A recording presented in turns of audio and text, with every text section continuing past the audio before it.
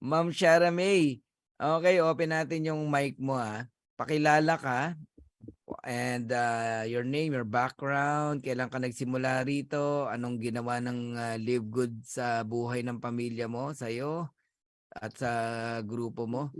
Okay, Hmm. it's your time. Okay, okay. Good evening sa lahat. I'm Cesare May Belandres.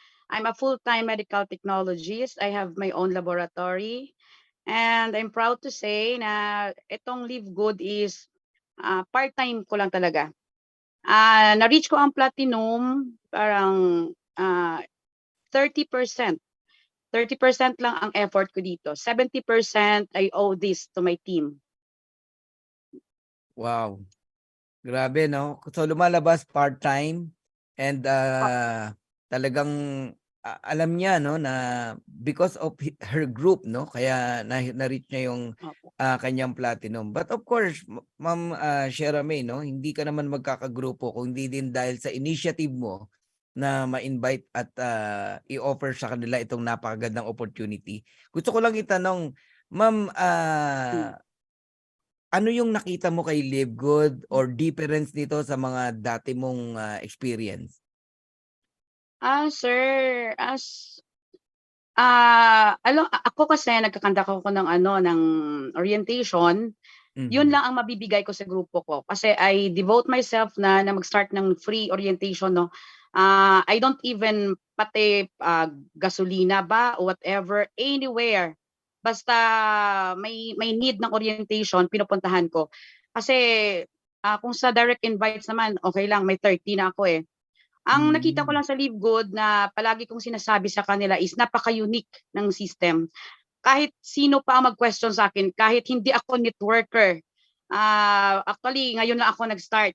Hindi ako networker ha, pero ito lang ang sabi ko sa kanila, kahit sino pa, kahit sinong networker ang magtanong sa akin, hindi ako natatakot mag-answer. Ang sabi ko lang is, ang Live Good is, ang nakita ko lang is nakakaiba siya sa lahat ng networking.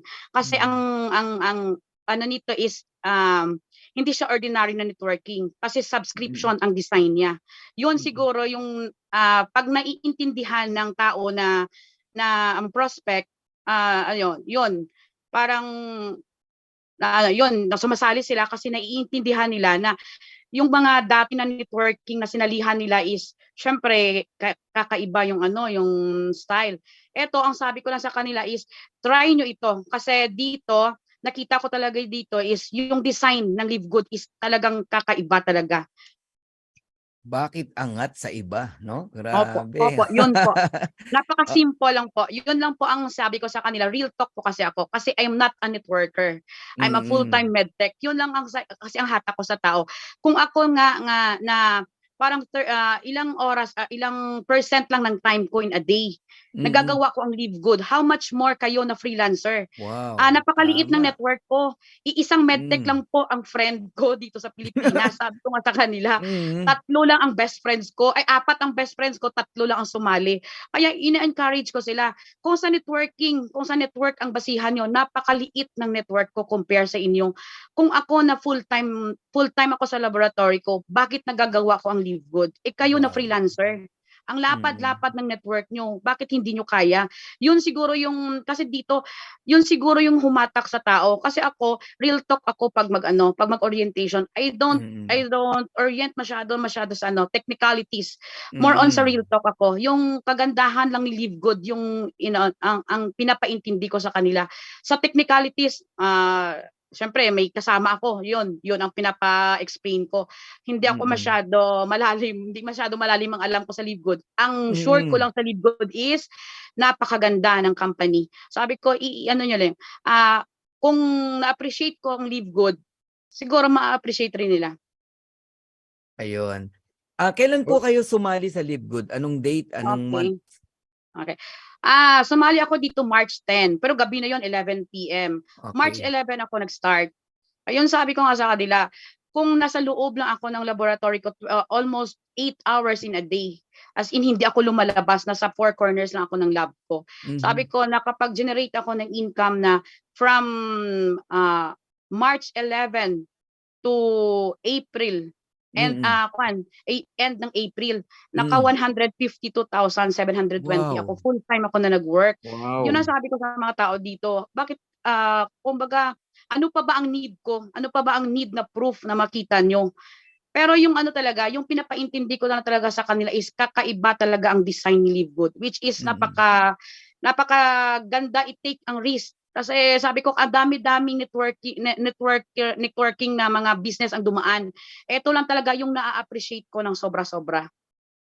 Galing, no? Less than Mm. 2 months, platinum o 1.5, no? Part-time pa yon.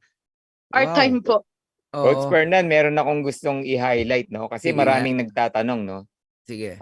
Di raw nila kaya si Live Good, ang hirap daw, hindi raw Ayun. sila networker. Hindi tulad daw nila Kuya Harold, ang daming networking ng mga batikan. O ito po, narinig po natin, no, kay Ma'am Cesare, no? Hindi Mm. sa networker, tapos may full-time job pa. Mm. Okay? So, At ang nakita konti kong kaibigan. reason why she became a platinum. Mm. Number one, alam niyo kung ano? Napansin ko kay Ma'am Cesare, yung Believe. confident niya sa company. Believe. Yun po. Minsan, kung ano-ano iniisip nating magic to do the business, ang problema lang pala yung how confident you are to share the business. Yes po. Diba? So take note nyo po yung sinabi ni Ma'am, no? Real talk lang. Real talk lang. Okay? So, pero siyempre, pinag-aralan pa rin niya si Live Good. Basic lang naman po si Live Good. Kung everyday kang nakikinig, alam mo na to eh. No, nothing complicated. Sabi nga natin, simple and lucrative, di ba? So, yung confident, napakalaking pong factor.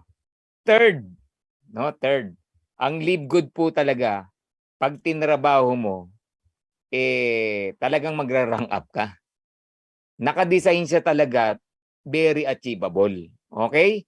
Kaya sa mga namomroblema dyan, wala pa raw siyang recruit, ginawa na raw niya lahat, ano ba yun? Try to evaluate.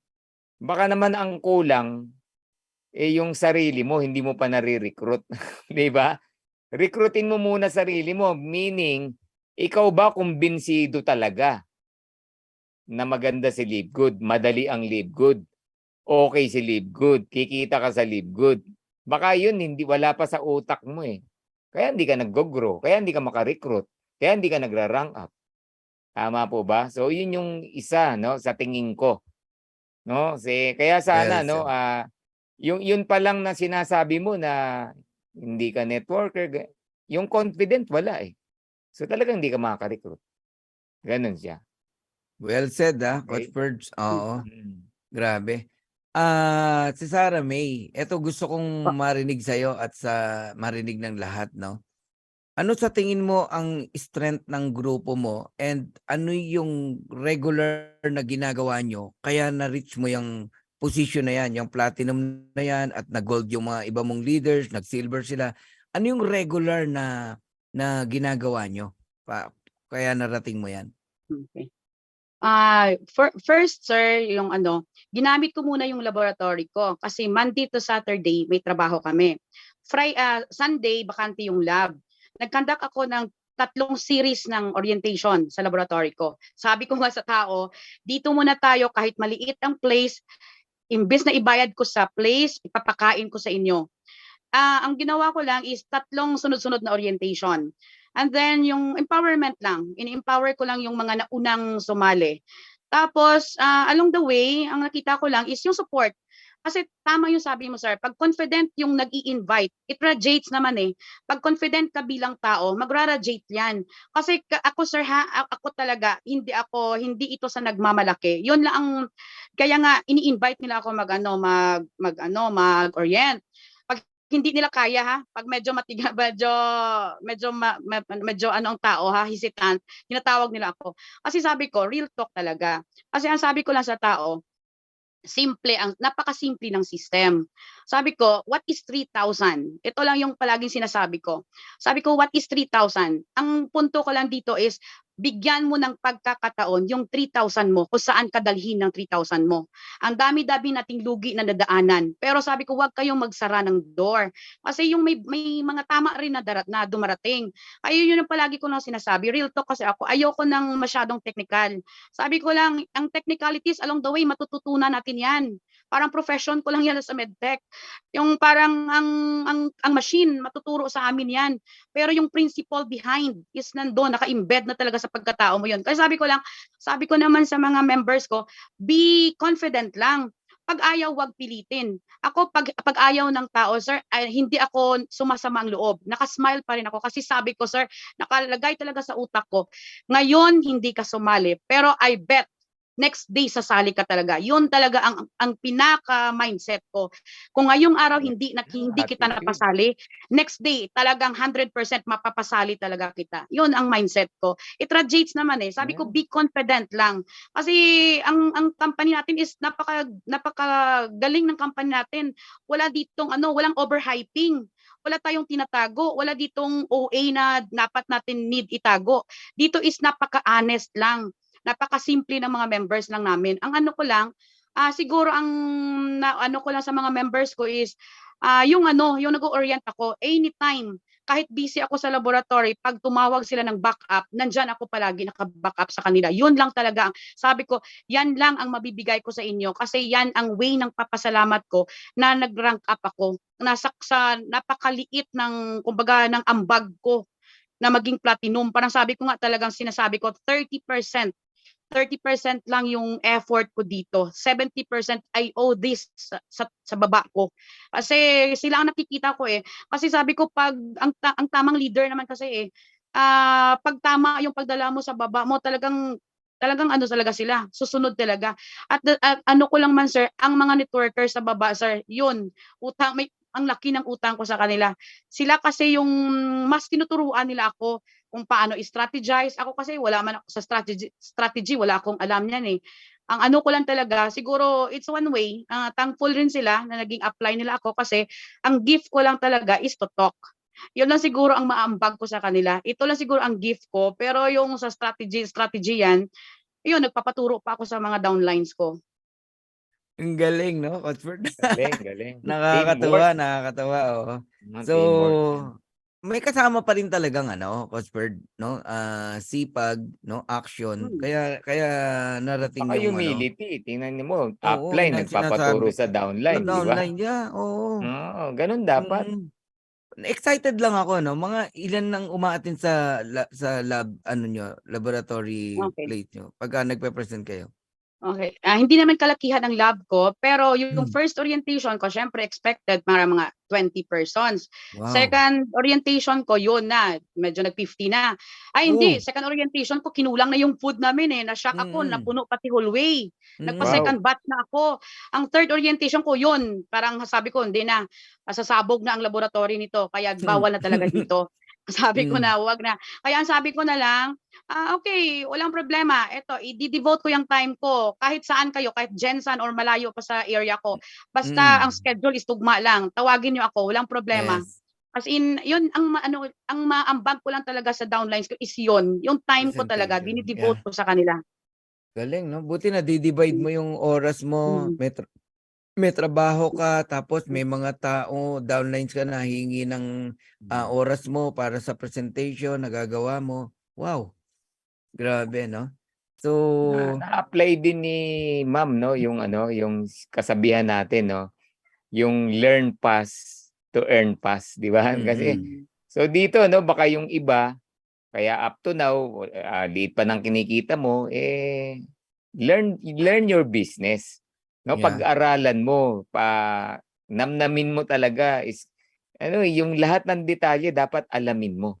Kasi pag ginawa mo 'yan, mabibuild yung confident mo, kasi kikita ka, yun ang kasunod niyan. Di ba? Tama. So baka naman 3 buwan ka na, hanggang ngayon di ka pa nagpe-present, di ba? So kasi hindi po, aminin natin, hindi po lahat available sa gabi. Okay? May mga time, may mga cases, umaga may ma-encounter ka, di ba? Kailangan mo mag-present talaga, di ba? O, dapat pag-aralan din po natin. doon kasi dadami ang isang network, no? Yung matuto ka. Okay? Ganun siya. Grabe, no? So nagawa ng isang hindi networker, how come na hindi mo magagawa? Lalo na kung networker ka. Correct. Yun. Okay, so congratulations. No? Ma'am, saan kayo sa Mindanao? Sorala South Cotabato po. Soxargen Ayun. area. Oo. Pero pag merong presentation sa Jensen, umiikot kayo ng Opo. ganyan. Oo. Good. Okay po. Galing. Tomorrow nga meron. Oo. Yun lang sir. Ano lang. Basta ako, thankful ako sa team. Yung downlines ko dito, kung sino man ang nanonood, thank you. Madami Hindi ko po. lahat Marami pong pasalamatan. As in, yeah. thank you.